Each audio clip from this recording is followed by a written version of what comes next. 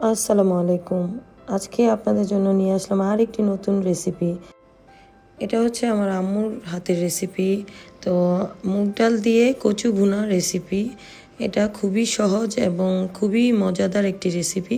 তো চলুন শুরু করা যাক আজকের রেসিপি।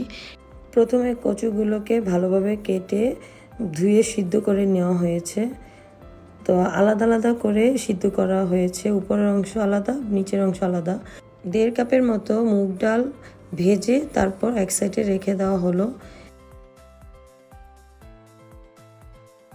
একটা কড়াইয়ে তেল দিয়ে বেশি করে পেঁয়াজ দিয়ে দিয়েছে। এখন পেঁয়াজটা একটু ভাজা ভাজা হলে এখানে কাঁচামরিচ দিয়ে দিল 10-12টার মতো।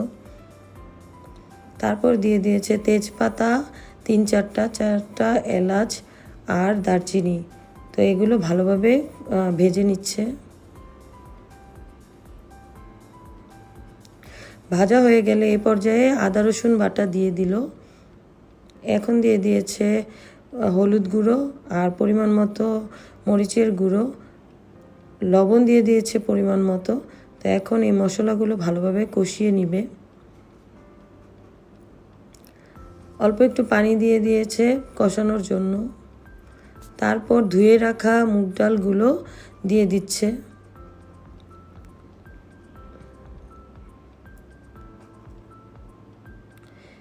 এখন ডালগুলোকে মশলার সাথে ভালোভাবে কষিয়ে নিবে।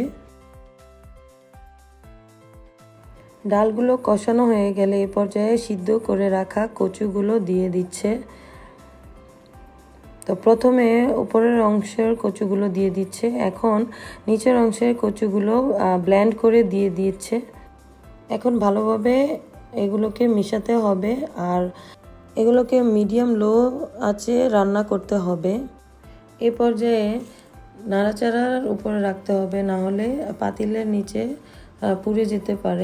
পানি শুকিয়ে গেলে ধনেপাতা কুচি দিয়ে নামিয়ে ফেলতে হবে। তৈরি হয়ে গেল আম্মুর হাতের মুগ ডাল দিয়ে খুবই সুস্বাদু কচু ভুনা।